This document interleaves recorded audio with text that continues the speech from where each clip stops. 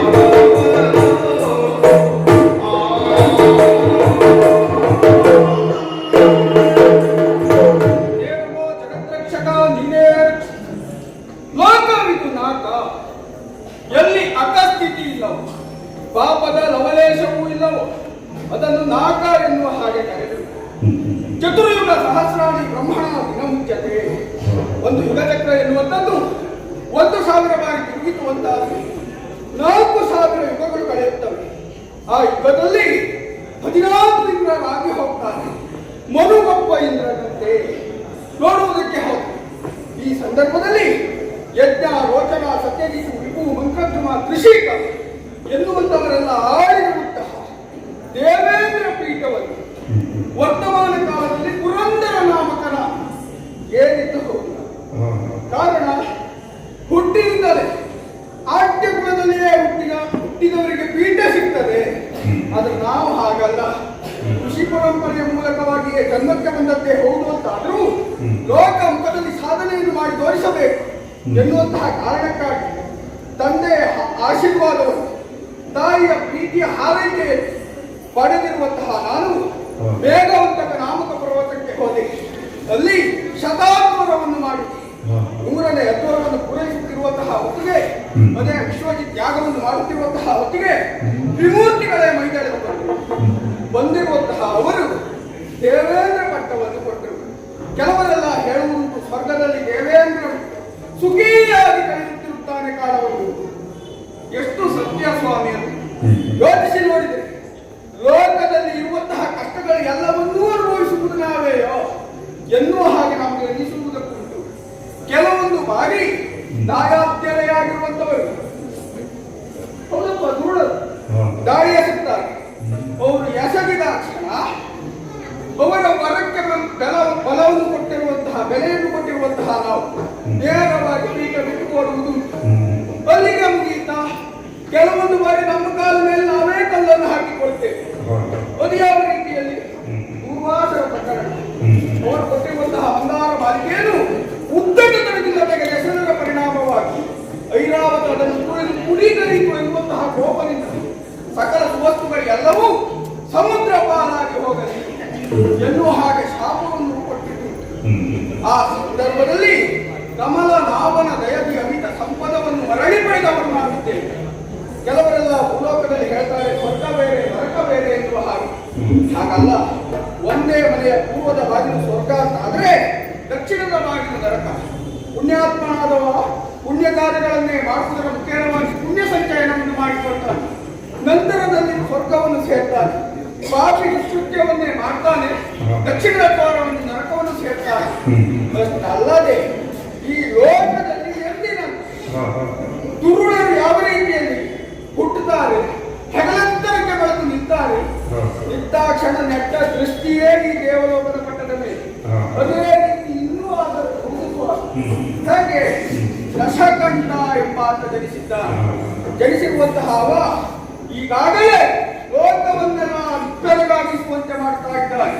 ಅಷ್ಟಲ್ಲದೆ ಕಾಡುವುದಕ್ಕೆ ಮುಂದಾಗ್ತಾ ಇದ್ದಾನೆ. ಹಾಗಾದ್ರೆ ಅವನ ಶ್ರೇಯಸ್ಸನ್ನು ಬಯಸಿರುವಂತಹ ಅವನ ತಾಯಿ ಕೈಕಸಾದೇವಿ ಮಾಡುವುದಕ್ಕೆ ಮುಂದಾದಂತೆ ಅರ್ಥ ಅವನ ಶ್ರೇಯಸ್ಸನ್ನು ಬಯಸಿದ್ದಾಳಂತೆ. ಹಾಗಾದ್ರೆ ಮಾಡಬೇಕಾದ ಮೊದಲು ಹೋಗಿ ಆ ವ್ರತವನ್ನು ಕೆಡಿಸಬೇಕು. ಮರಳಿನ ಲಿಂಗವನ್ನು ಪ್ರತಿಷ್ಠಾಪಿಸಿ ಪೂಜೆಗೈಯುತ್ತಿದ್ದಾಳಂತೆ. ಹೇಳಿ ಕಳುಹಿಸಿದ್ದೇನೆ. ಮರಳಿನ ಲಿಂಗವನ್ನು ವರುಣನಿಗೆ ಆದೇಶವಿದ್ದರೆ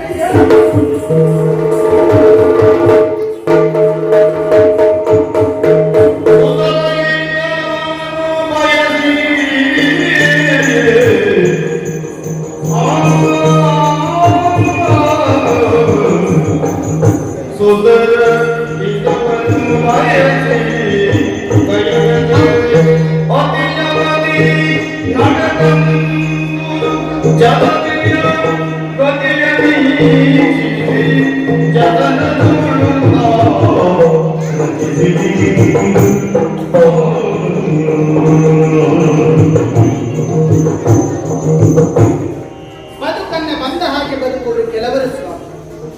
ಬದುಕಿನಲ್ಲಿ ಹೀಗೆಯೇ ಬದುಕಬೇಕೆನ್ನುವ ಕಾರಣಕ್ಕಾಗಿ ಬದುಕನ್ನು ಸಾಧಿಸಿದವರು ದಾನವ ಕುಲದಲ್ಲಿ ಉದ್ಭವಿಸಿದವರು. ಸುರಲೋಕವನ್ನು ನಮ್ಮದಾಗಿಸಿಕೊಡಬೇಕೆನ್ನುವ ಕಾರಣಕ್ಕಾಗಿ ಹೊರಟವರು ಮೂವರು. ಮಾಲ್ ಸುಮಾಲ್ ಮಾಲ್ಯವಂತೆ. ಪರಿಣಾಮ ಏನಾಯಿತು ಸ್ವಾಮಿ? ಸುರರ ಮೋಸಕ್ಕೆ ಬಲಿಯಾಗಿ ಪಾತಾಳವನ್ನು ಸೇರಿಕೊಂಡು ಆ ಕಾಲಕ್ಕೆ ನಮ್ಮಪ್ಪ ನನ್ನನ್ನು ಕರೆದಾಡುವಂತಹ ಮಗಳೇ, ಅಳಿವಿನ ಅಂಚಿನಲ್ಲಿರುವ ದಾನವಗಳನ್ನು ಉದ್ಧಾರಕ್ಕಾಗಿ ನೀ ಶ್ರಮಿಸಬೇಕು ಕೈಕಸಿ ಎಂಬುದಾಗಿ ಏನಾಗಬೇಕಪ್ಪ ಎಂಬುದಾಗಿ ಕೇಳಿಕೊಂಡ ಕಾಲಕ್ಕೆ ತಂದೆ ಆಡಿದ್ನಂತ. ಹೋಗಿ ವಿಶ್ವವಸ ಮುನಿಗಳ ಸೇವೆಯನ್ನು ಮಾಡುವ ಮೂಲಕವಾಗಿ ಅವರಿಂದಲಾಗಿ ಸತ್ಪುತ್ರರನ್ನು ಪಡೆದು ಆ ರಕ್ತ ಸಕಲದ ಉದ್ಧಾರಕ್ಕೆ ನೀ ಕಾರಣವಾಗಿ ಹೋದ್ ಮುನಿಗಳ ಸೇವೆಯನ್ನು ಮಾಡಿದೆ. ಅವರ ಅನುಗ್ರಹದಿಂದ 4 ಮಂದಿ ಮಕ್ಕಳನ್ನು ಪಡೆದದ್ದಾಯಿತು. ದಶಕಂಠ, ಕುಂಭಕರ್ಣ, ವಿಭೀಷಣ, ಕೊನೆಯಲ್ಲಿ ಶೂರ್ಪನಖ ಎನ್ನುವಂತಹ ಹೆಣ್ಣು ಮಗವನ್ನು ಪಡೆದದ್ದು ಸತ್ಯ ಸ್ವಾಮಿ. ನನ್ನ ಹಿರಿಯ ಮಗನಾದಂತಹ ದಶಕಂಠ ಇಂದು ತಾನಾಗಿ ನಡೆಯುತ್ತಾ ಇದ್ದಾನೆ. ಕಾರಣ ನನ್ನದಾದಂತಹ ಆಶೀರ್ವಾದವನ್ನು ಗುರುಗಳ ಕೃಪೆಯು ಕುಬೇರನಿಂದಲೇ ವಶಪಡಿಸಿಕೊಂಡಂತ ಲಂಕೆ ಎನ್ನುವುದು ಇಂದು ಸುವರ್ಣ ಲಂಕೆಯಾಗಿ ಮಾರ್ಪಟ್ಟಿದೆ ಅಂತಾದ್ರೆ ನನ್ನ ಮಗನ ಸಾಮರ್ಥ್ಯವು ಅವನ ಕೈ ಚಳಕುವುದು ಚಾಕಚಕ್ಯತೆಯು. ಹಾಗಿದ್ದ ಮೇಲೆ ಇಷ್ಟೇ ಸಾಧ್ಯವಾಗುವುದಿಲ್ಲ. ಮಕ್ಕಳ ಭವಿತವ್ಯ ಉಜ್ವಲವಾಗಬೇಕು ಅಂತಾದ್ರೆ ತಂದೆ ತಾಯಿಗಳು ಶ್ರಮಿಸಬೇಕಂತ. ಆ ಕಾರಣಕ್ಕಾಗಿ ನನ್ನ ಮಕ್ಕಳ ಭವಿತವ್ಯ ಉಜ್ವಲವಾಗಲಿ ಎಂಬ ಕಾರಣಕ್ಕಾಗಿ ಅನುದಿನವೂ ಬಂದು ಈ ಸಮುದ್ರದ ತಟಾಕದಲ್ಲಿ ಮರಳ ಲಿಂಗವನ್ನು ಮಾಡುವ ಮೂಲಕವಾಗಿ ಹರನನ್ನು ಅರ್ಚಿಸ್ತಾ ಇದ್ದವು. ಬಂದದ್ದು ಸಮುದ್ರದ ತಟಾಕಕ್ಕೆ ತಾನು ಮತ್ಯಾಕೆ ತಾನು ಹರನನ್ನು ಅರ್ಚಿಸಬೇಕು. ಆ ಕಾರಣಕ್ಕಾಗಿ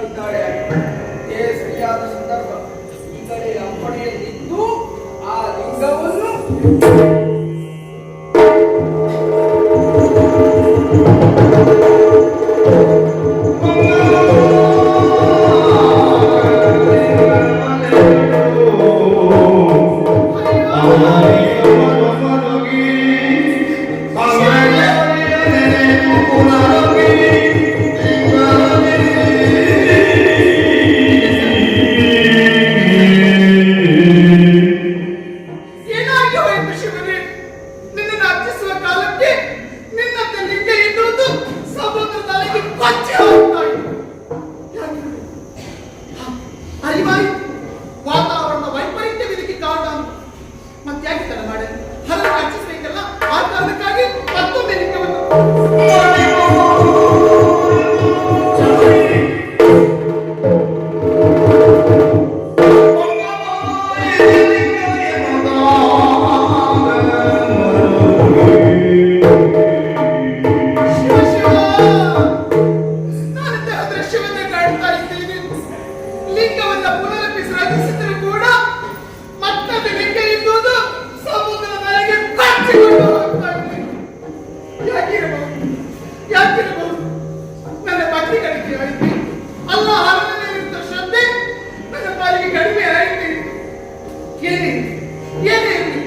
ಅವನನ್ನು ಪೂಜಿಸಬೇಕಾದ ನನ್ನ ಕರ್ತವ್ಯ.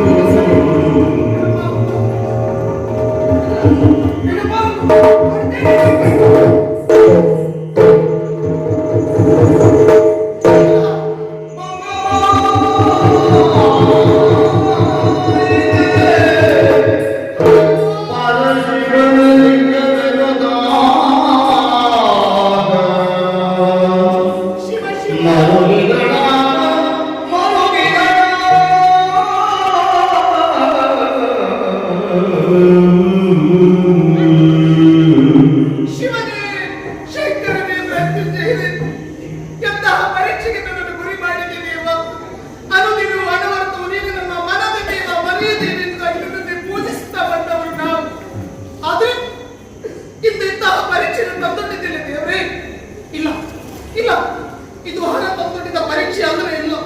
ಬದಲಾಗಿ ನಮ್ಮ ವಿರೋಧಿಗಳ ಕುಕೃತ್ಯವನ್ನು ಯಾರು ಯಾರು ಅವರಿಂದಲೇ ಪರಿಸ್ಥಿತಿ ನಮ್ಮ ಪಾಲಿಗೆ ಬಂದೊದಗಿತು ಅಂತಾದ್ರೆ ಶಿವನೇ, ನಮ್ಮ ಕಷ್ಟವನ್ನು ಯಾರಲ್ಲಿ ಹೇಳಿಕೊಳ್ಳಿ? ಯಾರಿದ್ದಾರೆ ನನ್ನ ಗೋಳಕ್ಕೆ ಕೇಳುವರು? ಅಯ್ಯೋ ಅಯ್ಯೋ ಅಯ್ಯೋ ಶಿವ ಶಿವ.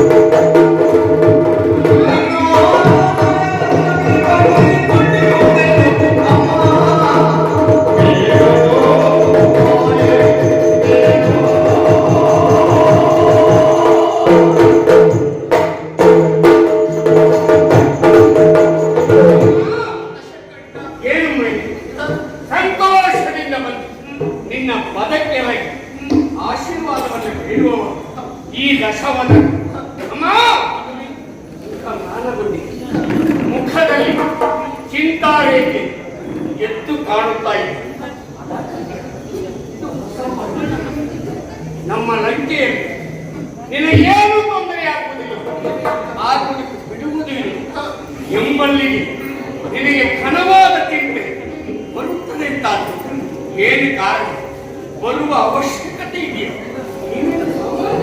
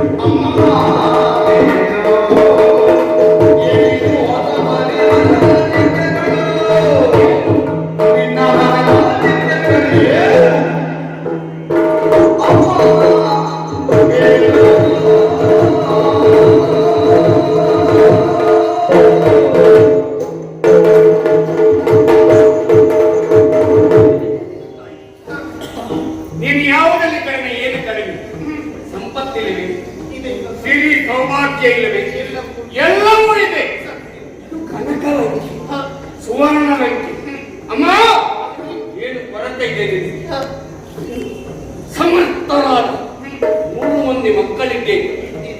ದಶವದನ, ಕುಂಭಕರ್ಣ, ವಿಭೀಷಣ. ನಿಜವಾಗಿಯೂ ಸಾಮರ್ಥ್ಯಕ್ಕೆ ಇನ್ನೊಂದು ಹೆಸರೇ ಈ ದಶವದನ. ಸತ್ಯವಾದ ಕುಂಭಕರ್ಣ ಅವ ಮಲಗಿದ್ದ ಎದ್ದು ಹೋಗಿತ್ತು. ವಿಭೀಷಣ ಪೂಜೆಯಲ್ಲಿ ಅಮ್ಮ, ಅವ ಎದ್ದ ಮೇಲೆ ಹೊಟ್ಟೆ ತುಂಬುವುದಕ್ಕೆ ಸಾಮಾನ್ಯರಿಂದ ಅವನು ಹೊಟ್ಟೆ ತುಂಬಿಸ್ಲಿಕ್ಕೆ ಆಗುದಿಲ್ಲ. ಅವನು ಹೊಟ್ಟೆ ತುಂಬಿಸಿಯೂ ನಮಗೇನು ಬರ್ತಾ ಇಲ್ಲ. ಅದಕ್ಕೆ ವ್ಯವಸ್ಥೆ ಮಾಡುವುದು ಅಲ್ವಾ ಅಮ್ಮ? ಅಂತ ಸುಖ ಸಂಪತ್ತಿನ ಸಿರಿ ನಮ್ಮಲ್ಲಿ ಇರುತ್ತ ಯಾಕೆ ಬೇಕಿತ್ತ ಅಮ್ಮ?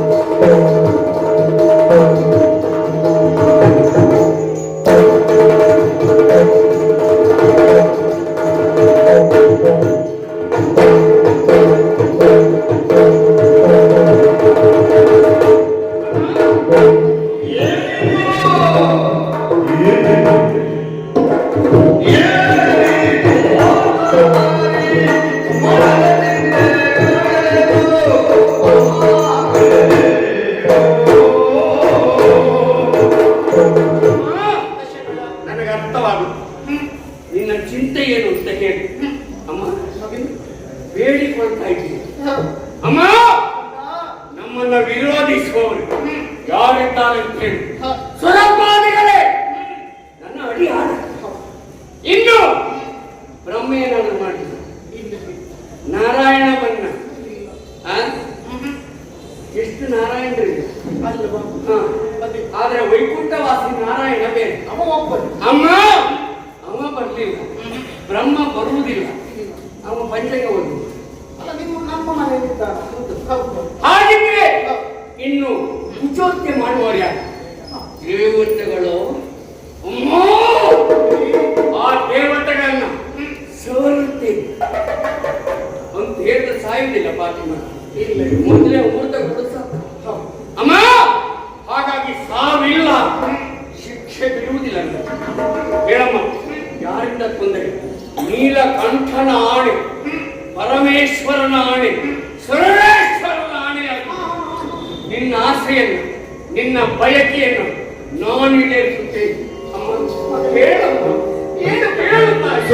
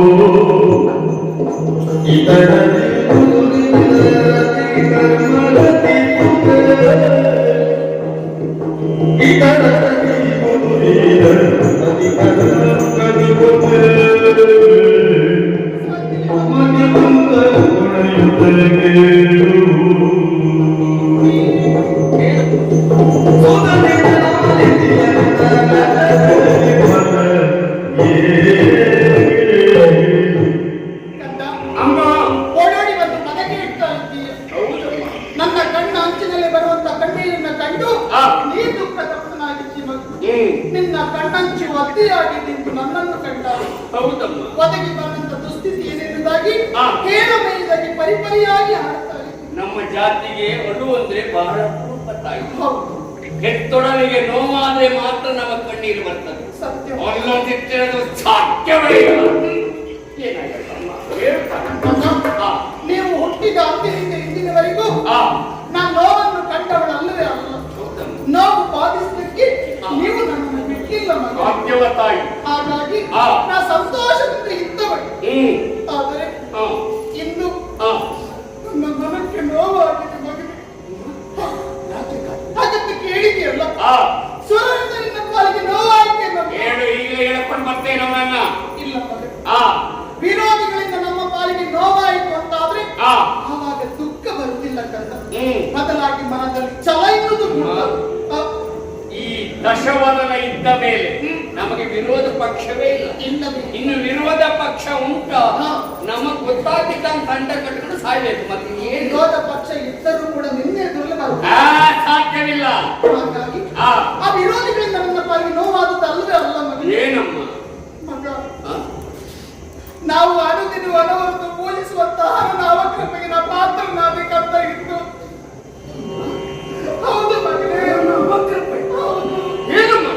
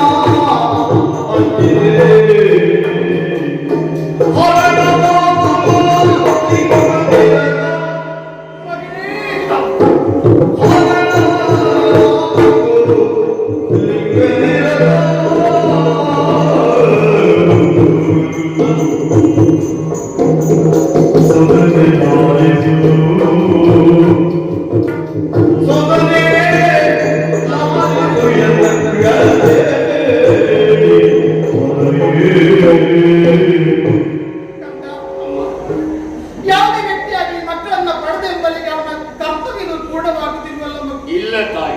ಮಕ್ಕಳ ಅಭ್ಯುದಯವನ್ನು ಬಯಸುವವರು ಮಾತ್ರ ತಂದೆ ತಾಯಿಗಳು ಅಂತ ಅನಿಸಿಕೊಳ್ಳುತ್ತಾರೆ. ಮಕ್ಕಳ ಉತ್ಕರ್ಷೆಯನ್ನು ಹಾರೈಸಲೇಬೇಕು. ನಿನ್ನದಾದಂತಹ ಉತ್ಕರ್ಷೆ ನನ್ನ ಪರಮಗುರು ಎನ್ನುವುದಾಗಿ ಹರನನ್ನು ಅನುದಿನವೂ ಪೂಜಿಸುತ್ತಾ ಬಂದವಳು ನಾನು. ಅದು ನಿನಗೆ ವಿಹಿತವೇ ತಾನೆ. ಸರಿ ತಾಯಿ. ಇಂದಿನ ಪರಿಯಂತೆ ಇಂದು ಸಮುದ್ರದ ತಟಾಕಕ್ಕೆ ನಾ ಹರನನ್ನು ಪೂಜಿಸುವುದಕ್ಕಾಗಿ ಬಂದೆ ಕಂದ. ಮಣವ ಲಿಂಗವನ್ನ ಮಾಡಿ ಹರನನ್ನು ಅರ್ಚಿಸುತ್ತಿರುವ ಕಾಲಕ್ಕೆ ಇದ್ದಕ್ಕಿದ್ದ ಹಾಗೆ ಸಮುದ್ರದ ತೆರೆಯೊಂದು ಬಂದು ಲಿಂಗವು ಬಚ್ಚಿಕೊಂಡು ದಶವನನ್ನ ತಾಯಿ ಮರಳಿನ ಲೆಕ್ಕ ಮಾಡಿ ಪೂಜೆ ಮಾಡುವಾಗ ತೆರೆ ಹೊಡೆದು ಹೊಳೆದು ಹೋಗುವುದಕ್ಕೆ ಎಲ್ಲಿಯ ಧೈರ್ಯ ಸಮುದ್ರ ರೋಜನಿಗೆ. ಎಲ್ಲೂ ಹವಾಮಾನದ ವೈಪರೀತ್ಯದಿಂದಲಾಗಿ ಹೀಗೆ ಆಗಿರಬಹುದು ಅಂತ ನಾವು ಊಹಿಸಿ ಮತ್ತು ಪ್ರಯತ್ನವನ್ನು ಮಾಡಿದ್ದೇವೆ. ಏನಾಯ್ತು? ಮತ್ತೆ ಮತ್ತೆ ಪ್ರಯತ್ನವನ್ನ ಮಾಡಿದ್ರು ಕೂಡ ಯಾವ ಫಲವನ್ನು ನಾ ಕಾಣಿಲ್ಲ ಕಂದ. ಎಷ್ಟೇ ಬಾರಿ ಲಿಂಗವನ್ನ ರಚಿಸಿದ್ರು ಕೂಡ ಆ ಲಿಂಗ ಇರುವುದು ಮತ್ತೆ ಮತ್ತೆ ನೀರಲ್ಲಿ ಕಚ್ಚಿಕೊಂಡು ಹೋಗ್ತಾ ಇತ್ತು ಮಗನೇ. ಹಾಗಿದ್ದ ಮೇಲೆ ಅವರನ್ನು ಪೂಜಿಸುವ ಬಗೆ ಎಂದು ಕಂದ ಬಗೆ.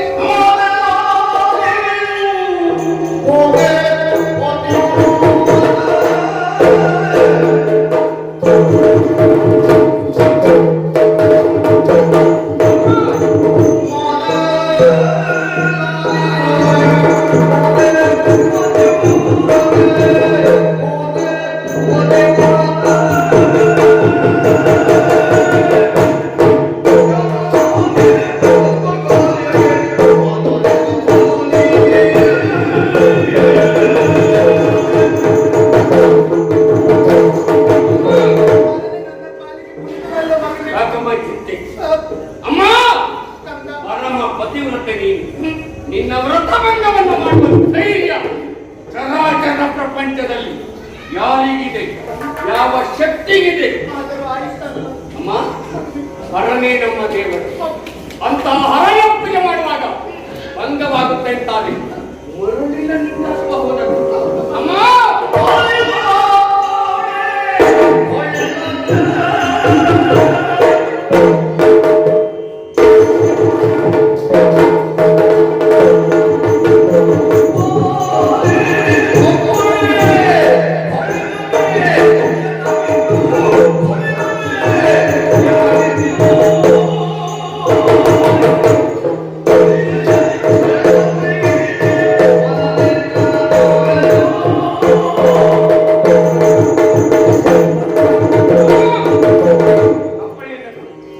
ನನ್ನನ್ನು ಆಶೀರ್ವದಿಸು. ಮರಳಿನ ಲಿಂಗ ಬೇಡ. ಈಗಲೇ ಕೈಲಾಸ ಹೋಗ್ತೇನೆ. ಹೋಗಿ ಪರಶಿವನನ್ನು ಒಲಿಸಿಕೊಳ್ಳುತ್ತೇನೆ.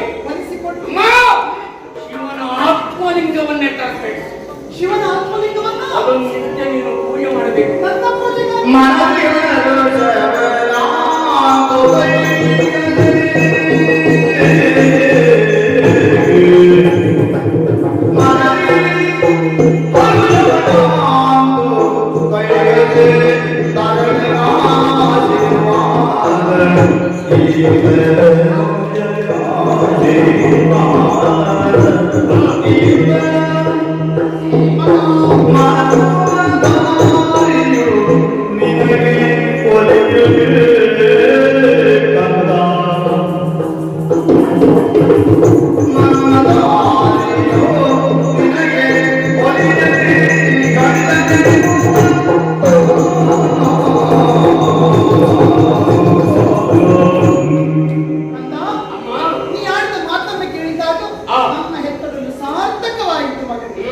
ಕೈಲಾಸದವರಿಗಾಗಿ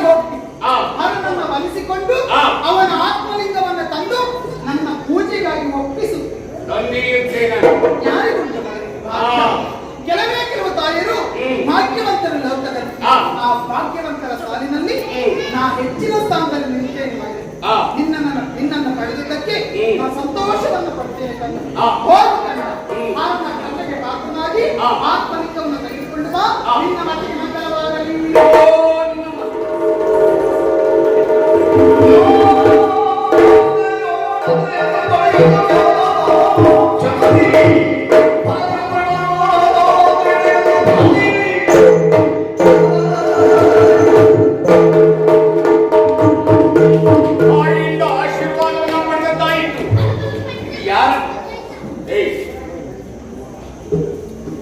ತಾಯಿಯಿಂದ ಆಶೀರ್ವಾದವನ್ನು ಪಡೆದಿದ್ದೇನೆ.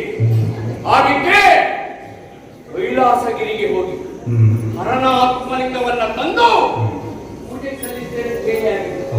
ಆಡಿದ ಮಾತು ಉಳಿಸಿಕೊಳ್ಬೇಕಲ್ಲ. 7 ಗಂಟೆ ಗಡ್ಬಿಡಿ ನಾನು ಸುಲಭವಂತ ಹೇಳಿದೆ. ಕೈಲಾಸಗಿರಿಯನ್ನು ಏರಿ ಪರಮೇಶ್ವರ ಇರುವ ಸ್ಥಳಕ್ಕೆ ಹೋಗಿ ಅದರಲ್ಲೂ ನಮ್ಮ ಆರಾಧ್ಯ ದೇವರು ದೇವರಿಗೆ ಕಷ್ಟ ಕೊಟ್ಟು ಕಷ್ಟ, ಬಾಳ ಸುಖ ಹೆಚ್ಚಾದ್ರು ಕಷ್ಟ. ಯಾರು ಅಂತ ಹೋಗುದು ಕೈಲಾಸಕ್ಕ? ಹಾಗೆಲ್ಲ ಪಕ್ಕನ ಕೈಲಾಸಕ್ಕೆ ಹೋಗುವಲ್ಲ ನಾನು. ಏನಂತ ಮಾಡ್ಕೊಂಡಿದ್ದೀನಿ? ಕೈಲಾಸಕ್ಕೆ ಜೀವಂತ ಯಾರಿಂದ ಆಗುವುದಲ್ಲ ಇದು.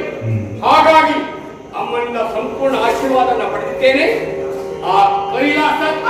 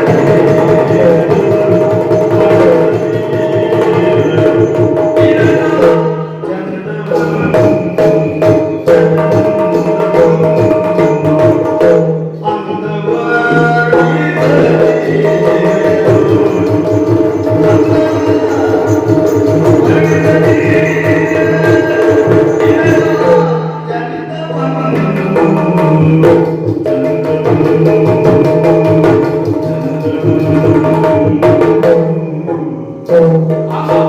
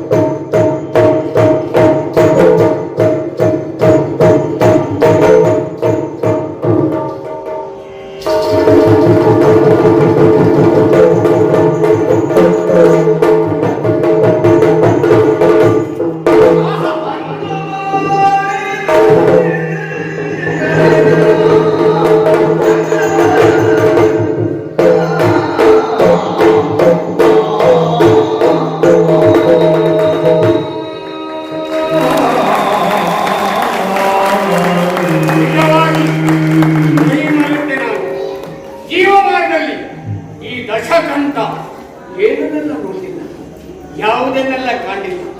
ಪ್ರಕೃತಿಯ ಸೌಂದರ್ಯ ಸವಿದರು ನಿಜವಾಗಿ ಇದು ನೋಡಿದ್ರೆ ಪುಣ್ಯ ಬೇಕು. ಒಂದು ನೋಡ್ತಾ ಇದ್ದೀನಿ ರಜತಗಿರಿಯನ್ನ. ಓಹೋ ಒಂದು ಅಳತೆ ಸಿಕ್ಕುದಿಲ್ಲ. ಸತ್ಯ ಹೇಳ್ತೇನೆ, ನೋಡ್ಬೇಕು ಅಂತ ಕುತ್ತಿಗೆ ಬಲಿಸಿ ನನಗೆ ಎಂತ ಆಯ್ತು ಅಂತ ಗೊತ್ತಾಗುದು. ಆಮೇಲೆ ಎಂತ ಮಾಡಿದ್ರು ಇಷ್ಟು ಚಂದವನ್ನ ಇಲ್ಲಿ ಕಾಣ್ತಾ ಇದ್ದೇನೆ. ನಳೆದಿಗೂ ಮೀರಿದ ರಜತಗಿರಿಯ ಈ ಅಂದ, ಈ ಚಂದ, ಕೋಟಿ ಸೂರ್ಯನ ಪ್ರಭೆಗೂ ಇದು ಮಿಗಿಲು. ಬಹುಶಃ ಹಾಗೆಲ್ಲ ಅಯ್ಯೋ, ಕೋಟಿ ಸೂರ್ಯ ಅಂದ್ರೆ ಯಾರವ? ಸೂರ್ಯದೇವ. ಅವನ ಪ್ರಭೆ ಈ ಶಿಖರದ ಮೇಲೆ ಪ್ರಭಾವ ಬೀರಿ ಅದು ಪ್ರತಿಬಿಂಬಿಸಲ್ಪಟ್ಟು ನೋಡಿ ಇಲ್ಲೆಲ್ಲ ಬಂಗಾರಮಯವಾಗಿದೆ. ಬಂಗಾರಮಯ ಅಂದ್ರೆ ಬಂಗಾರ ಮುಖ್ಯ. ಇದೆಲ್ಲ ಪರಶಿವನ ಕೊಡುಗೆ. ಸಂತೋಷವಾಯಿತು. ಅಂದ ವರ್ಣಿಸ ಅಸಾಧ್ಯ, ನಾಲಿಗೆ ಸಾಲ. ಏನ್ ಚಂದ! ಪ್ರಕೃತಿದತ್ತವಾದ ಚಂದಕ್ಕೆ ಮನುಷ್ಯ ಪ್ರಯತ್ನದ ಚಂದ ಶಾಶ್ವತವಲ್ಲ ಎಂಬ ಪರಮ ಸತ್ಯ ಇವನು ಕಟ್ಕೊಳ್ತಾ ಇದ್ದೀನಿ. ನಿಜವಾಗಿ ಇದನ್ನು ನೋಡಿದ್ರೆ ನಿಜವಾಗಿ ಕುಂದಲೇಬೇಕು. ನಾನು ಸ್ವಲ್ಪ ಮಟ್ಟಿಗೆ ಹೋದೆ, ಆಯ್ತು, ನನಗೂ ಪ್ರಭಾವ ಆಯಿತು. ಆದರೆ ನನ್ನ ಗುರಿ ಏನು? ಪರಶಿವನನ್ನ ಕಾಣುವ ಗುರಿ. ಹಾಗಾಗಿ ಬಂದೆ. ಈ ಭಾಗ್ಯ, ಈ ಯೋಗ ಎಲ್ಲರಿಗೂ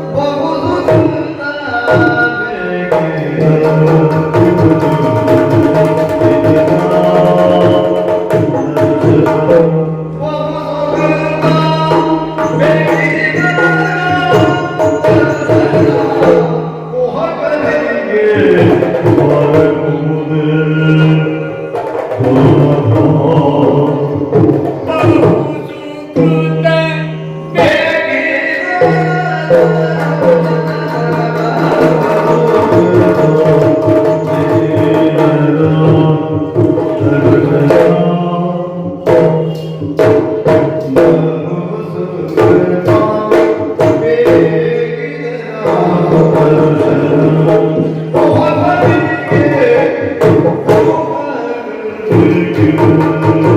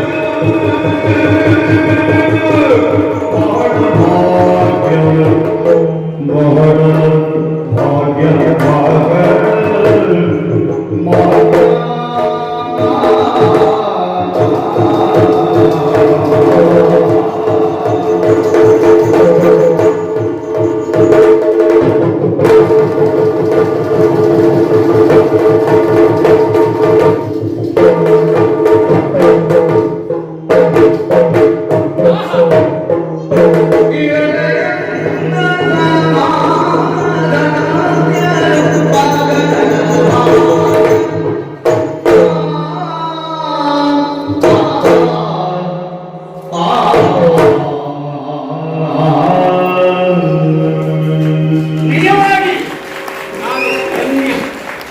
ಯಾಕೆಂದ್ರೆ ಇಂತಹ ಪುಣ್ಯತಮ ಕಾರ್ಯವನ್ನು ಮಾಡುವುದಕ್ಕೆ ನೋಡುವುದಕ್ಕೆ ಬಹು ಸುಕೃತ ಬೇಕಿ. ನೋಡುವುದಕ್ಕೆ ಇದು ನನ್ನೊಬ್ಬರ ಪುಣ್ಯ ಅಲ್ಲ. ಇವತ್ತು ಸತ್ಯ ಹೇಳ್ತೇನೆ, ಇದು ನನ್ನೊಬ್ಬರ ಪುಣ್ಯ, ನನ್ನ ಅಪ್ಪ ಮಾಡಿದ ಪುಣ್ಯ. ಹಾಗಾಗಿ ಆ ಪುಣ್ಯದ ಫಲವಾಗಿ ಇವತ್ತಿಂಥದ್ದನ್ನು ಕಾಣ್ತಾ ಇದೆ. ಯೋಗ ಸ್ವಾಮಿ, ತಂದೆ ಗಳಿಸುವುದು ಬೇರೆ, ಮಕ್ಕಳು ಉಳಿಸಿಕೊಳ್ಳುವುದು ಎಷ್ಟು ಕಷ್ಟ ನನ್ನ ಜೀವನದಲ್ಲಿ ಅನುಭವ ಆಗಿದೆ. ಹೌದಲ್ಲ? ಹಾಗಾಗಿ ಅದನ್ನ ಉಳಿಸಿಕೊಳ್ಳಬೇಕು ಅಂತಾದ್ರೆ ಪ್ರಯತ್ನಶೀಲನಾಗಬೇಕು. ಯಾವ ವಂಶದಲ್ಲೇ ಇರಲಿ, ಯಾವ ಸಂತಾನದಲ್ಲಿರಲಿ, ಅಪ್ರಶ್ನೇತ್ರ ಕ್ಯಾಮತ್ತಲ್ಲೂ ಏರ್ಲಿಕ್ಕಾಗುದಿಲ್ಲ. ಹಾಗಂತ ದಾರಿ ಅದು ಬಿಟ್ಟು ಮಗವ ನಾನು ಅದೇ ದಾರಿಯಲ್ಲಿದ್ದೇನೆ. ಹಾಗಾಗಿ ಒಂದು ನೋಡಿದ್ದು ವಿಶ್ರವಸ್ತು ಬ್ರಾಹ್ಮಣರು ನನ್ನಪ್ಪ ತಾಯಿ ಕೈಕಸಿ ಯೋಗಾನುಬಂಧ ನನ್ನಂತ ಸಮರ್ಥ ಹುಟ್ಟಿದ್ದೇನೆ. ಅದಕ್ಕಾಗಿ ತಾಯಿ ಆಸೆಯನ್ನು ಈಡೇರಿಸುವುದಕ್ಕೆ ಕೈಲಾಸ ಗಿರಿಯತ್ತ ಬಂದೆ. ನಾನೊಬ್ಬ ಭಾಗ್ಯವಂತ, ಅನುಮಾನವೇ ಇಲ್ಲ. ಮುಹೂರ್ತನಿಗೆ ದೊರಕುವುದೇ ದುರ್ಲಭ.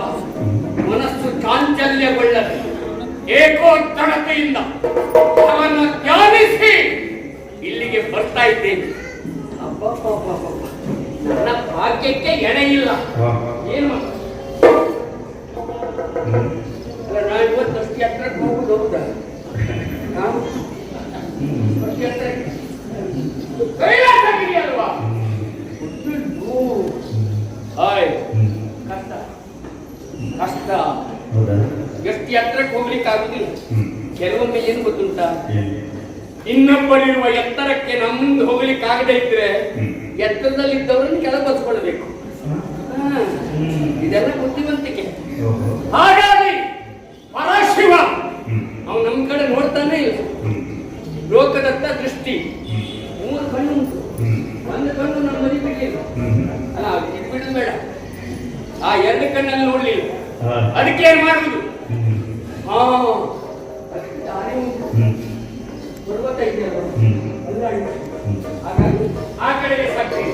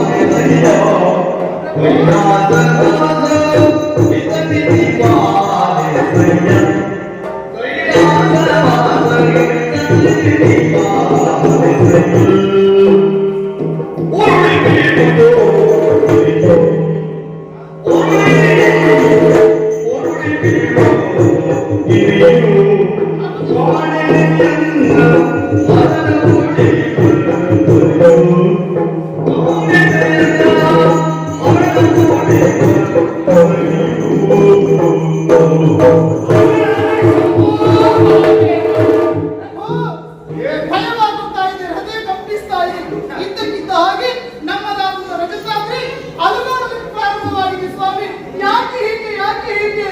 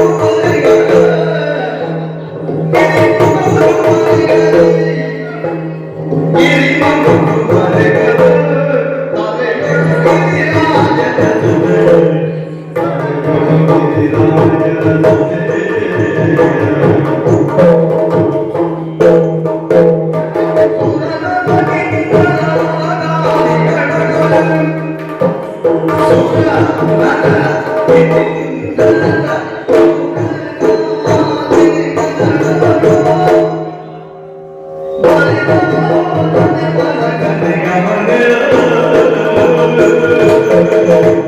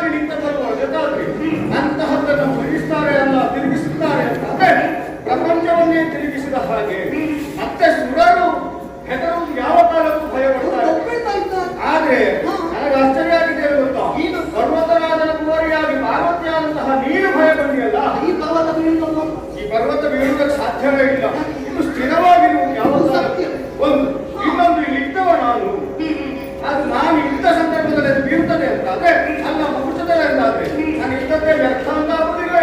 ಅದು ನನಗೆ ಇದು ಯಾಕೆ ಗೊತ್ತಾ? ಯಾಕೆ ಈ ಪರ್ಯಂತ? ಭಕ್ತ ರವಣ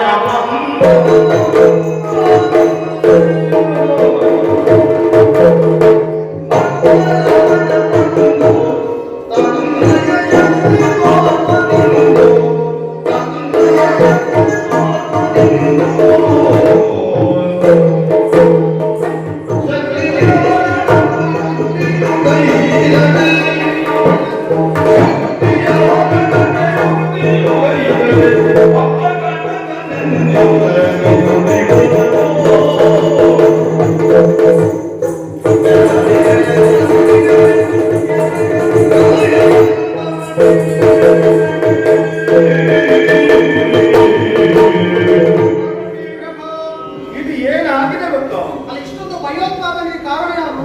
ಅಲ್ಲ, ಒಬ್ಬ ಭಯೋತ್ಪಾದಕನೇ ಬಂದದ್ದು ಇಲ್ಲಿಗೆ. ಹೌದಾ? ಹೌದು. ಹಾ ಹಾ ಹಾ. ಯಾಕೆ ಆಗಿದೆ ಗೊತ್ತಾ? ಸಾಮಾನ್ಯದವರು ಇಷ್ಟೆಲ್ಲ ಆಗ್ಲಿಕ್ಕೆ ಆ ರೀತಿ. ಮತ್ತೆ ಅವರ ಶಕ್ತಿ ಸಾಮರ್ಥ್ಯ ಎನ್ನುವುದು ಪ್ರಪಂಚದಲ್ಲಿ ಹಾಗೆಯೇ ಉಂಟು. ಹೌದು. ಒಂದು ಉದ್ದೇಶವನ್ನು ಹೊತ್ತು ಒಬ್ಬ ಬಂದಿದ್ದಾನೆ. ಯಾರು? ದಶಾನನ ಹಾ ಹಾ. ಕೌಸಲ್ಯಾತನೆ ಬಂದಂತಹ ಆತ ಇಲ್ಲಿ ಬಂದು ಮಾಡುತ್ತಾ ಇರುವಂತಹದ್ದೇನು? ಏನು? ನಮ್ಮ ಈ ಗಿರಿಯನ್ನ ಎತ್ತುವುದಕ್ಕೆ ಅಲ್ಲಾಡಿಸುವುದಕ್ಕೆ ಪ್ರಯತ್ನ ಪಡ್ತಾ ಇದ್ದಾನೆ. ಅದಕ್ಕೆ ಅಲ್ಲೂಲಕ್ಕಲ್ಲ. ಹ. ಹಾಗಾಗಿ ಬಂದಂತಹ ಆತ ತನ್ನ ಶಕ್ತಿಯನ್ನು ಉಪಯೋಗಿಸಿ ತಾನು ಕಾರ್ಯ ಸಾಧಿಸುತ್ತೇನೆ ಅಂತ ವಿಚಾರವನ್ನು ಮಾಡ್ತಾ ಇದ್ದಾನೆ. ನನಗಳ ಒಂದು ಅಹಂಕಾರ ಭಾವ ಉಂಟು.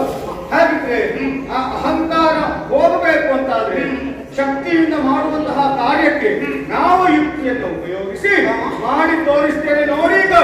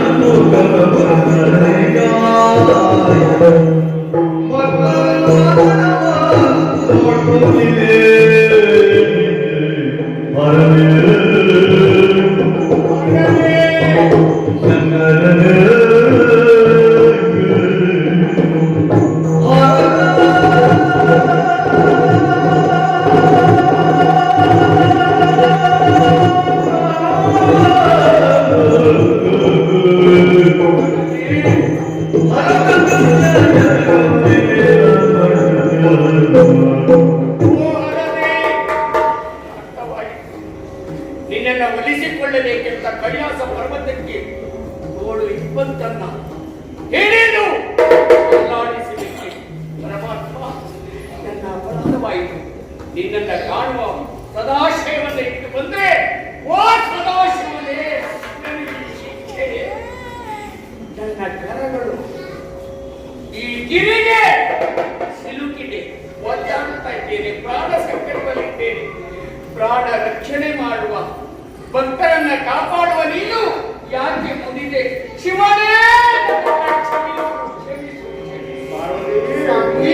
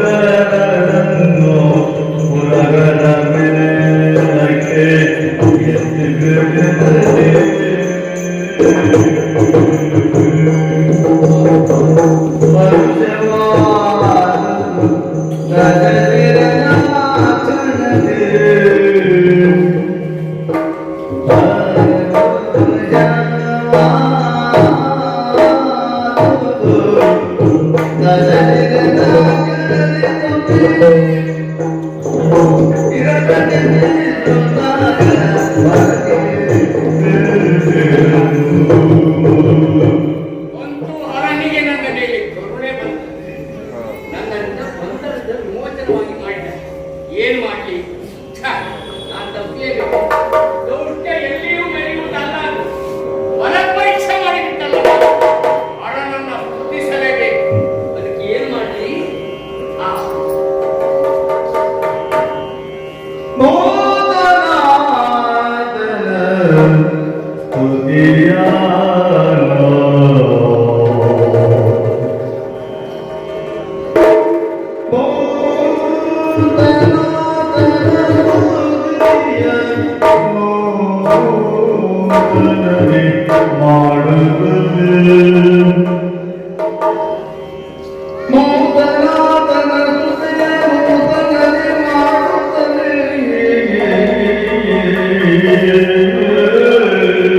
ಏನ್ ಮಾಡ್ಲಿ?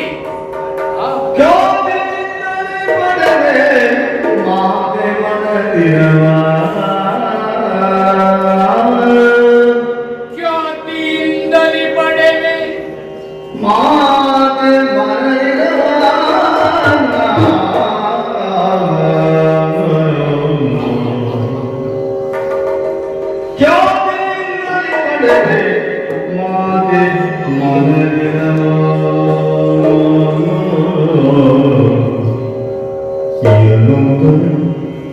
ಮನಗಳು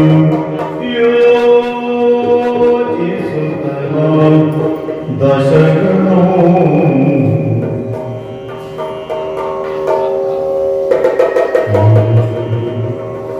ಯೋಚಿಸುತ್ತಲ ದಶಗಳು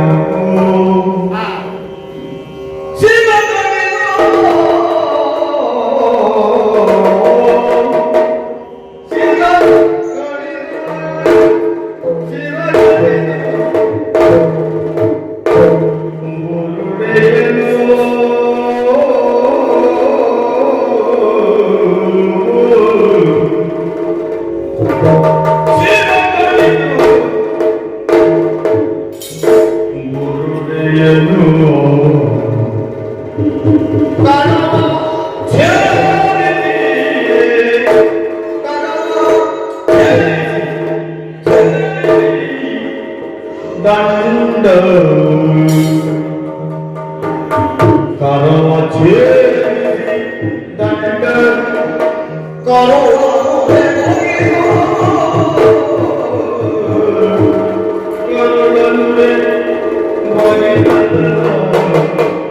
ತಂತುಗಳ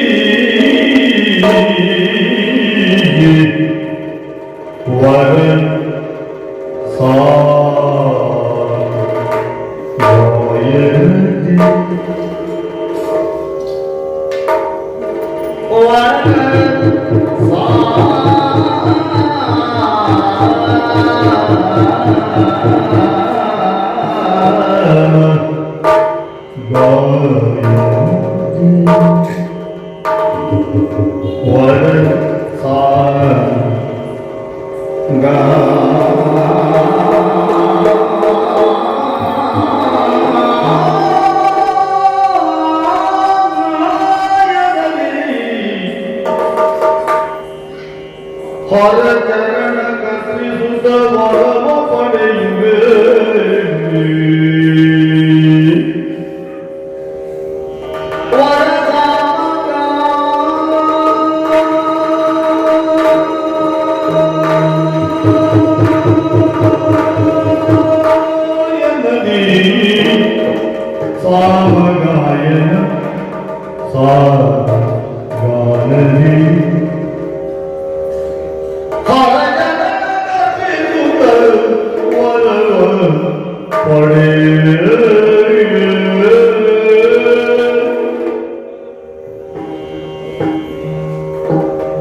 ಶಂಕರ ಶರಣರ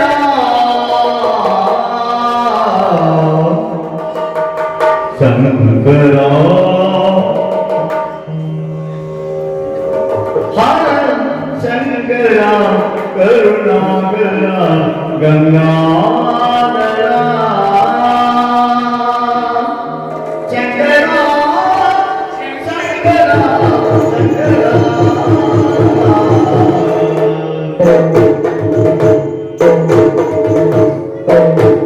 ಶಂಭೋ ಶಿವ ಶಂಕರ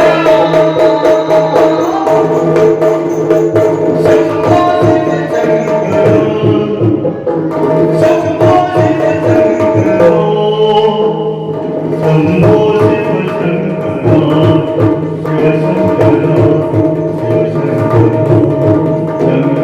ಶಂಕರ ಶಿವ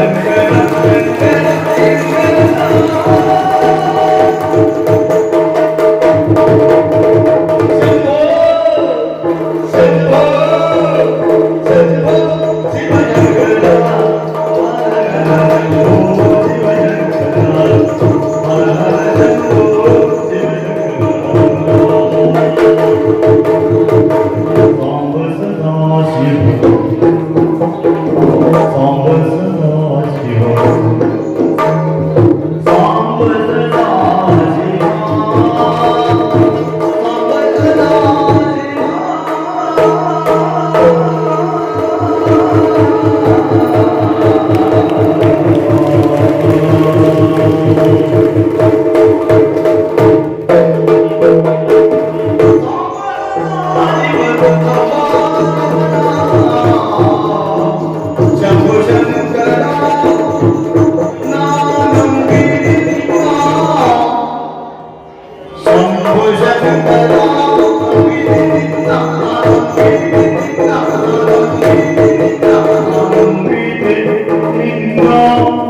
ಶಂಕರ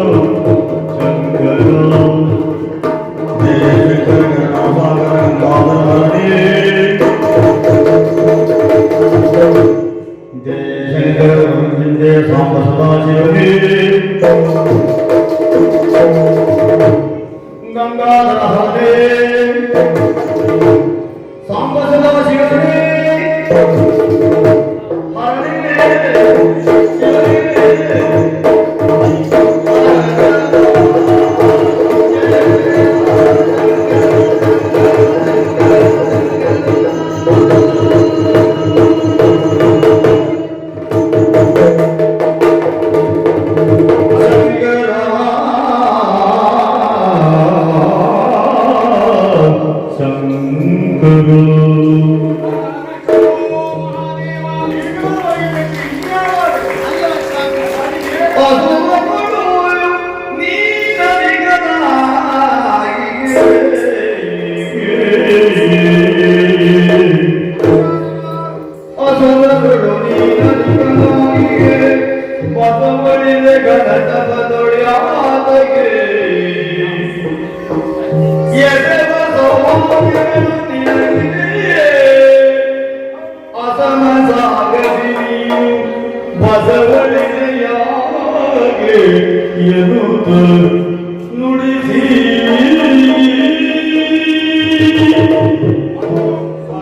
ಇಲ್ಲಿಯವರೆಗೆ ಬಂದು ಸಮಾಧಾನವನ್ನು ಹಾಡುವುದರ ಮೂಲಕವಾಗಿ ನನ್ನನ್ನು ಮೆಚ್ಚಿಸಿದೆ. ಅದರಲ್ಲಿಯೂ ಹೇಗೆ ಭಕ್ತಿಯ ಶಕ್ತಿಗೆ ಒಲಿಯದ ದೇವರಿಲ್ಲ. ನಿನ್ನ ಬುರುಡೆಯನ್ನೇ ಕತ್ತರಿಸಿ ಕೈಯನ್ನ ಕಡಿದದರ ದಂಡವಾಗಿಸಿ ಕರುಳನ್ನು ಉಗಿದು ಅದರ ತಂತುಗಳನ್ನು ರಚಿಸಿ ಸಮಾಧಾನ ಪ್ರಿಯನಾದಂತಹ ಶಂಕರ ನಿನ್ನನ್ನು ಮೆಚ್ಚುವ ಹಾಗೆ ಇಲ್ಲಿಯವರೆಗೆ ಇಳಿದು ಬರುವ ಹಾಗೆ ಮಾಡಿದ್ದೆಲ್ಲವನು. ಮತ್ತೆ ನೀನು ಅಲ್ಲಿ ಬಿದ್ದುಕೊಂಡು ಒದ್ದಾಡುವಂತಹ ಪರಿಸ್ಥಿತಿಯನ್ನು ತಂದವ ನಾನೇ ಇದ್ದೇನೆ. ಯಾಕೆ ಶಕ್ತಿಯಿಂದ ಎಲ್ಲವನ್ನ ಸಾಧಿಸುತ್ತೇನೆ ಅಂತ ಹೊರಟಂತಹ ಪ್ರತಿಯೊಬ್ಬರಿಗೂ ಏನು ಆಗುತ್ತದೆ ಎನ್ನುವುದನ್ನು ಲೋಕಮುಖ ಕಾಣಿಸುವ ಸಲುವಾಗಿ ಹಾಗೆ ಮಾಡಿದನೇ ಹೊರತು ಅನ್ಯತಾ ಅಲ್ಲ.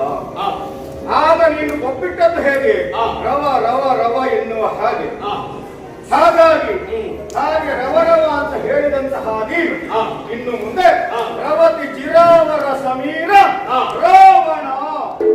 ಇನ್ನು ಮುಂದೆ ದಶಾನನ ಅಲ್ಲ, ರಾವಣ. ಧನ್ಯನಾಗಿ ಸ್ವಾಮಿ. ಅಷ್ಟು ಮಾತ್ರವೇ ಅಲ್ಲ, ನಿನ್ನನ್ನ ಯಾರ ಎದುರಿನಲ್ಲಿ ಹೋಗಿ ನೀನು ನಿಂತು ಯುದ್ಧವನ್ನು ಮಾಡುವುದಕ್ಕೆ ಮುಂದಾದರೂ ಸೋಲಿಸಲು ಅಸಾಧ್ಯವಾದಂತಹ ಶಕ್ತಿಯೊಂದನ್ನ ಈ ಚಂದ್ರಹಾಸ ಎಂಬ ಖಡ್ಗವನ್ನು ನಿನ್ನ ಪಾಲಿಗೆ ಕೊಡ್ತಾ ಇದ್ದೇನೆ ಮಗು. ಧನ್ಯವು. ಶುಭವಾಗಿ. ಆದ್ರೆ ಇಲ್ಲಿಯವರೆಗೆ ಬಂದು ಇಷ್ಟೆಲ್ಲ ಮಾಡುವುದಕ್ಕೆ ಕಾರಣ ಏನು? ಏನಾಗಬೇಕು?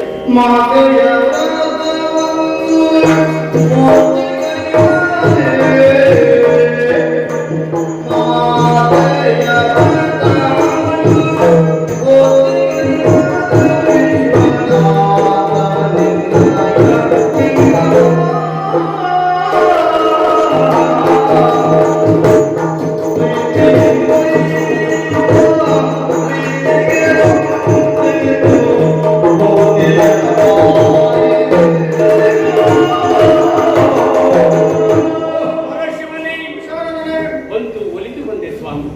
ರಾವಣ ಅಂತ ಹೆಸರು ಚಂದಾಯಿತು ನನ್ನ ಪಾಲಿಗೆ ಪಟ್ಟು. ಆದ್ರೆ ನಾನು ಬರುವುದಕ್ಕೆ ಉದ್ದೇಶ ಮಾತನ್ನ ಪಾಲಿಸುವುದಕ್ಕೆ, ಅವಳ ವ್ರತ ಮುಗಿಯುವುದಕ್ಕೆ. ಪ್ರತಿನಿತ್ಯ ಸಮುದ್ರದಂಚಿನಲ್ಲಿ ಹೋಗಿ ಮರಳಿಂದ ಲಿಂಗವನ್ನು ಪೂಜೆ ಮಾಡುವ ನನ್ನ ತಾಯಿ ಅದನ್ನ ವ್ಯರ್ಥ ಮಾಡಿಕೊಂಡು ಬಿಟ್ಟಳು. ಯಾರೋ ಗೊತ್ತಿಲ್ಲ ಎಷ್ಟೇ ಲಿಂಗ ಮಾಡಿದ್ರು ಕೊಳೆದು ಹೋಗುತ್ತದೆ. ಹಾಗಾಗಿ ಅಮ್ಮನಿಗೆ ಮಾತು ಕೊಟ್ಟು ಬಂದಿದ್ದೀನಿ. ಓ ಪರಮೇಶ್ವರನೇ, ನಿನ್ನ ಆತ್ಮಲಿಂಗವನ್ನ ತರ್ತೇನೆ ಅಂತ ಭರವಸೆ ಕೊಟ್ಟು ಬಂದಿದ್ದೀನಿ. ರಾವಣ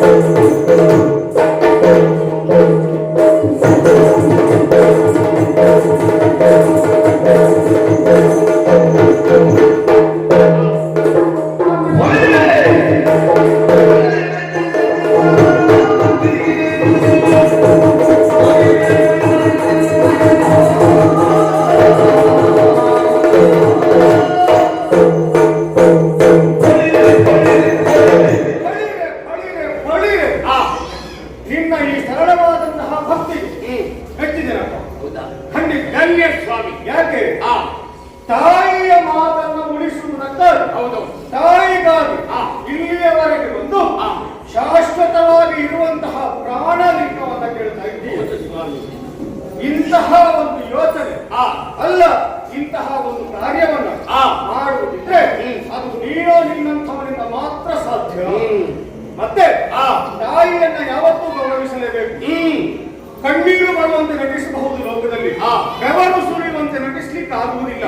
ಅದಕ್ಕೆ ಪರಿಶ್ರಮವೇ ಬೇಕು. ನಿನ್ನ ಈ ಪರಿಶ್ರಮದಿಂದ ಕೈಲಾಸವಾಸನಾದಂತಹ ನನ್ನನ್ನ ಮೆಚ್ಚಿಸಿದ್ದೀಯ. ಹಾಗಾಗಿ ಪ್ರಾಣ ಲಿಂಗವನ್ನು ನಿನ್ನ ಪಾಲಿಗೆ ಕೊಡ್ತೇನೆ.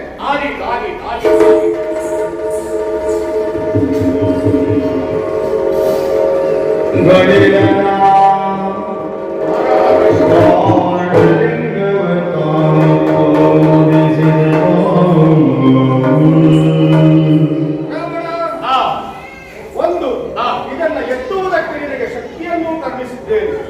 ಅಷ್ಟು ಮಾತ್ರವೇ ಅಲ್ಲ, ಓಂ ನಮಃ ಶಿವಾಯ ಎನ್ನುವ ಪಂಚಾಕ್ಷರಿಯ ಮಂತ್ರವನ್ನ ಉಚ್ಚರಿಸುತ್ತಾ ಇದ್ದೀಯ ಅಂತಾದ್ರೆ ನಿನ್ನ ಪಾಲಿಗೆ ಯಾವತ್ತೂ ಇದು ಭಾರವಾಗಿರ್ಲಿಲ್ಲ. ಏನು ಸ್ವಾಮಿ? ನೀನು ಇದನ್ನ ಹಿಡಿದುಕೊಂಡು ಆ ನೇರವಾಗಿ ಆ ಲಂಕೆಗೆ ಹೋಗ್ತೀನಿ. ಆದರೆ ಒಂದು ಸೂಚನೆ ಏನು ಗೊತ್ತಾ? ಏನು? ಇದು ಪ್ರಾಣಲಿಂಗ. ಆ ಇದನ್ನ ನೀನು ಎಲ್ಲಿ ಇಡ್ತೀಯೋ ಆ ಅಲ್ಲಿಯೇ ಇದು ನೆಲೆ ನಿಲ್ಲುತ್ತದೆ, ಅಲ್ಲಿಯೇ ಪ್ರತಿಷ್ಠಾಪಿಸಲು ಆಗ ಹೋಗ್ತದೆ. ಆ ಮತ್ತೆ ಆ. ಇಲ್ಲಿಂದ ನೀನು ಲಂಕೆಗೆ ಹೋಗುವ ಪೂರ್ವದಲ್ಲಿ ಎಲ್ಲಿಯಾದರೂ ಭೂಸ್ಪರ್ಶವನ್ನ ಮಾಡಿದೆ ಅಂತಾದ್ರೆ ಆ. ಈ ಪ್ರಾಣಲಿಂಗ ಎನ್ನುವುದು ಅಲ್ಲಿಯೇ ನೆಲೆಯಾಗಿ ನಿಲ್ಲುತ್ತದೆ. ಹೌದು. ಆ ಆ ಹಾಗಾಗಿ ಆ. ಇಲ್ಲಿಂದ ಅಲ್ಲಿಯವರೆಗೆ ಹೋಗುವ ತನಕ ಆ. ಇದನ್ನ ಎಚ್ಚರಿಕೆಯಿಂದ ಇಟ್ಟುಕೊಂಡು ಹೋಗಬೇಕು. ಆ ಮತ್ತೆ ಇದನ್ನ 3 ವರ್ಷಗಳ ಕಾಲ ನೀನು ಶ್ರದ್ಧಾಭಕ್ತಿಯಿಂದ ಪೂಜೆಯನ್ನ ಮಾಡಿದೆ ಅಂತಾದ್ರೆ 2 ವರ್ಷ. ಹೌದು. ಆ ಮಾಡಿದೆ ಅಂತಾದ್ರೆ ಆ ನೀನೇ ನಾನಾಗ್ತೀಯ, ಅಂದ್ರೆ ಹರನೇ ನೀನಾಗ್ತೀಯ. ಮತ್ತೆ ಅಷ್ಟು ಮಾತ್ರವೇ ಅಲ್ಲ, ಆ ನಿನ್ನ ಲಂಕೆ ಕೈಲಾಸವಾಗುತ್ತದೆ. ಧನ್ಕಿಯ ಕೈಲಾಸವಾಗುತ್ತದೆ. ಧನ್ಯ ಸ್ವಾಮಿ, ಧನ್ಯ. ಹಾಗಿದ್ರೆ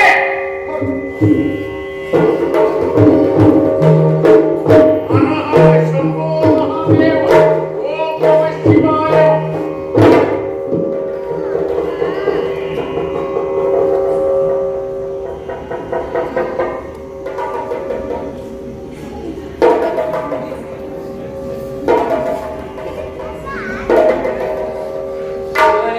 ಏನು ಇನ್ನೊಂದು ಆಶಯ. ಏನು ತಿಳಿದು?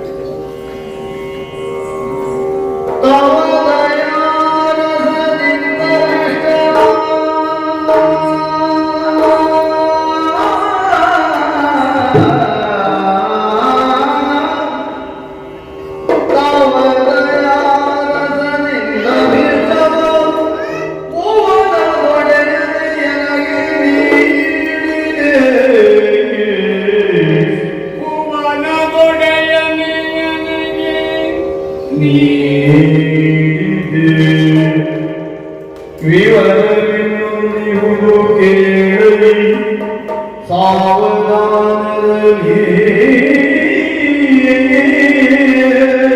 ವಿವರ ಇನ್ನೊಂದಿಹುದು. ಕೇಳಿ ಸಾವಧಾನದಲ್ಲಿ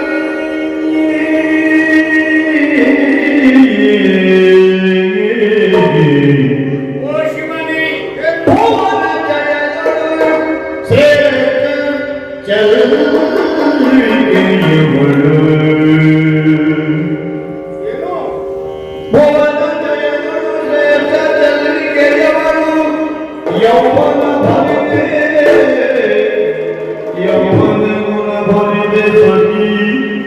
ಭಾವನೆ ಕರುಣಿಸೋ ಭುವನ ಜಯದೊಳಗೆ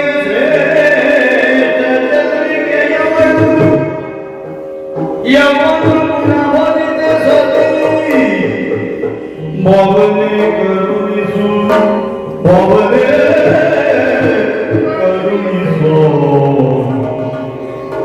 ಭಕ್ತನಾದಡೆ ಈ ಜನಗೆಂದು ಭಕ್ತನಾದಡೆ ಈ ಜನಗೆಂದು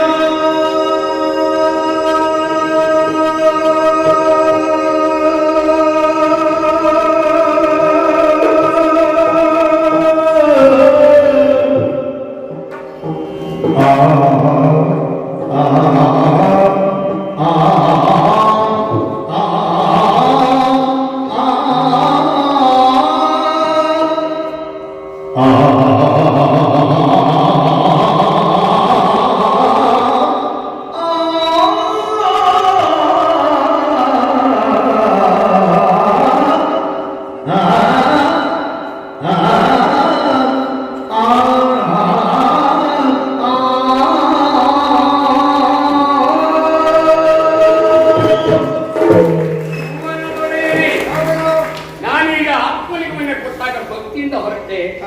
ನನಗೆ ಯಾಕೋ ಹೀಗೆ ಅನಿಸ್ತಾ ಉಂಟು. ದಯಮಾಡಿ ಬೇಸರ ಮಾಡಬಾರದು. ತಪ್ಪು ಸರಿಯೋ ಗೊತ್ತಿಲ್ಲ. ನಿನ್ನ ಭಕ್ತ ನಾನೆಂಬುದು ನೀನು ಒಡೆದು ಬಂದಿರುವುದೇ ಸ್ಪಷ್ಟ. ಹಾಗಾಗಿ ಇನ್ನೊಂದು ಬಗೆ, ಏನು? ಆತ್ಮಲಿಂಗವನ್ನೇ ಹಿಡಿದುಕೊಂಡು ಹೊರಟೆ. ಇದು ಸದಾಶಿವನೇ ಓ ಪರಮೇಶ್ವರನೇ, ಏನು ತೊಂದರೆ ಓ ಇಲ್ಲ. ಸರ್ವೇಶ್ವರನೇ, ಓ ಶಶಾಂಕನೇ, ಸ್ವಾಮಿ ನಿಜವಾಗಿ ಚಂದ್ರನರನೇ, ನನಗೆ ಇನ್ನೊಂದು ಆಸೆ ಇದೆ. ಏನು? 3 ಅಲ್ಲ 14 ಲೋಕದಲ್ಲಿಯೂ ಇವಳಷ್ಟು ಚಂದದ ರೂಪ ಇನ್ನೊಬ್ಬರಿಗಿಲ್ಲ. ಹಾಗಾಗಿ ಆತ್ಮಲಿಂಗವನ್ನೇ ನನಗೆ ಕೊಟ್ಟ ನೀನು, ಆತ್ಮಲಿಂಗವನ್ನೇ ಒಯ್ಯುವ ನಾನು, ಆತ್ಮಲಿಂಗ ಇರುವಲ್ಲಿಯೇ ನಿಮ್ಮ ಸತಿ ಇರುತ್ತಾ, ಇದನ್ನು ಹಿಡ್ಕೊಂಡು ಹೋದ್ರೆ ನೀವಿಲ್ಲಿರುವುದು, ಅವಳು ಇಲ್ಲೇ ಇರುವುದು, ಆತ್ಮಲಿಂಗದೊಟ್ಟಿಗೆ ಅವಳಿಲ್ಲ ಅಂತಾದ್ರೆ ನಿನ್ನ ಮನಸ್ಸಿಗೂ ನೋವಾಗಿರುವುದು, ನನಗೂ ಸಂತೋಷವಾಗುವ ಹಾಗೆ ಕೊಡುವುದು ಕೊಟ್ಟಿದೆಯಲ್ಲ, ಆ ನಿನ್ನ ಸತಿಯನ್ನು ಕರುಣಿಸಿ ಬಿಟ್ರೆ ನಾನು ಧನ್ಯ. ನಿನ್ನ ಬೇಡಿಕೆಯನ್ನು ಈಡೇರಿಸಬಹುದು. ಆ. ಆದ್ರೆ ಅವಳಲ್ಲೊಂದು ಮಾತನ್ನು ಕೇಳಬೇಕಲ್ಲ. ಖಂಡಿತ ಸ್ವಾಮಿ. ಪಾರ್ವತಿ, ಮುಲ್ಲಲೋಚನೆಗೆ ಬೇಕು, ಮುಲ್ಲಲೋಚನೆಗೆ ಬೇಕು, ಒಲಿಯುತ್ತ ಭಕ್ತರಿಗೆ ಕಾಂಕ್ಷೆಯಲ್ಲಿ ಬಲಿಗಳು ಭಕ್ತರಲ್ಲಿ ಮೂಲ ಕಾಂಕ್ಷಣ, ಬಲಿಗಳಲ್ಲಿ ಭಕ್ತರಲ್ಲಿ ಮೂಲ ಕಾಂಕ್ಷಣ.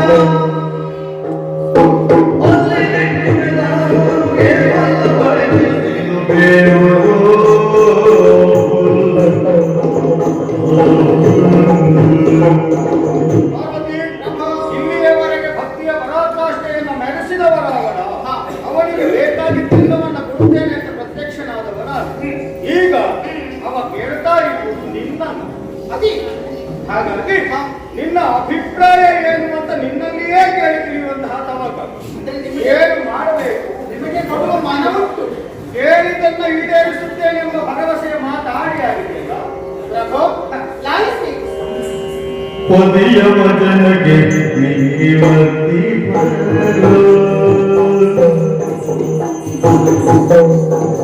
ಪದಿಯ ವಚನಕ್ಕೆ ನಿವರ್ತಿ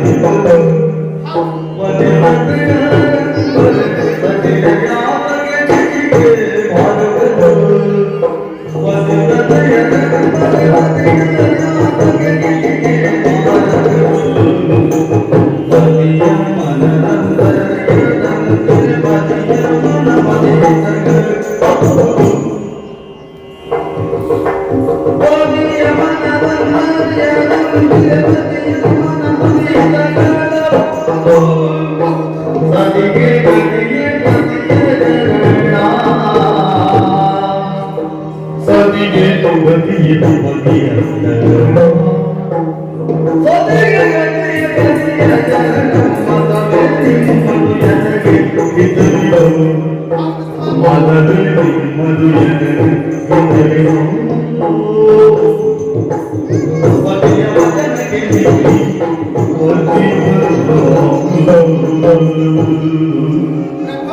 ಪಾರ್ವತಿ, ಭಕ್ತನ ಮನದ ಅಭಿಷ್ಟವನ್ನು ಈಡೇರಿಸಿದ್ದಕ್ಕೆ ನೀವು ಮನ ಮಾಡಿ, ಹೌದು ಅದಕ್ಕೆ ನನ್ನದೊಂದು ಅಭಿಪ್ರಾಯ ಬೇಕು ಅಂತಲ್ಲ. ಹೌದು. ಇಂದಲ್ಲ ಸ್ವಾಮಿ, ಎಂದಾದ್ರೂ ನಿಮ್ಮ ಮಾತಿಗೆ ಎರಡಾಡಿದವೇ ನಾನು ಇಲ್ಲವೇ ಇಲ್ಲ. ಪತಿ ಆಡಿದಂತ ಮಾತಿನಲ್ಲಿ ಎಲ್ಲವೂ ಸರಿಯಿದೆ ಎನ್ನುವುದಾಗಿ ಒಪ್ಪಿದಂತ ಸತಿನ. ಹಾಗಿದ್ದ ಮೇಲೆ ಇಂದು ನಿಮ್ಮ ಮಾತಿಗೆ ಎರಡಾಡ್ತೀರಿ ಸ್ವಾಮಿ. ನೀವೊಂದು ಸಂಕಲ್ಪವನ್ನ ಮಾಡಿದ್ದೀರಿ ಅಂತಾದ್ರೆ ಅದಕ್ಕೊಂದು ಕಾರ್ಯವಿರುತ್ತದೆ, ಕಾರಣವೂ ಇರುತ್ತದೆ. ಹಾಗಾಗಿ ಅವನೊಂದಿಗೆ ಹೋಗುವುದಕ್ಕೆ ನಾನು ಖಂಡಿತ ಸರಿ, ಅವನಲ್ಲಿ ಆಡಿ ಕಳಿಸ್ತೇನೆ.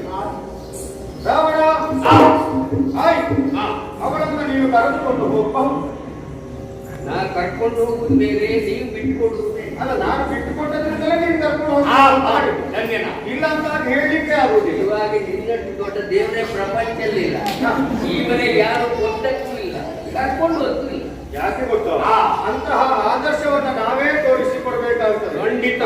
ಆಪು ಹೋಗುಗಳನ್ನ ತಿಳಿದು ವ್ಯವಹರಿಸುವವರು ಅಲ್ವಾ? ಆಯ್ತು, ಇಲ್ಲಿಂದ ಅವಳನ್ನ ಲಂಕೆಯವರೆಗೆ ಕರೆದುಕೊಂಡು ಹೋಗಬಹುದು. ಆ. ಆದ್ರೆ ಮಾರ್ಗ ಮಧ್ಯದಲ್ಲಿ ಎಲ್ಲಿಯೂ ತಿರುಗಿ ನೋಡಬಾರದು.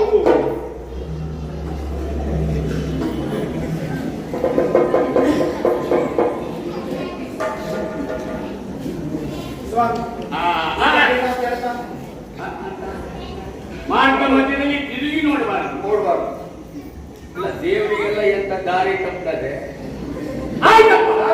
ಅಲ್ಲ,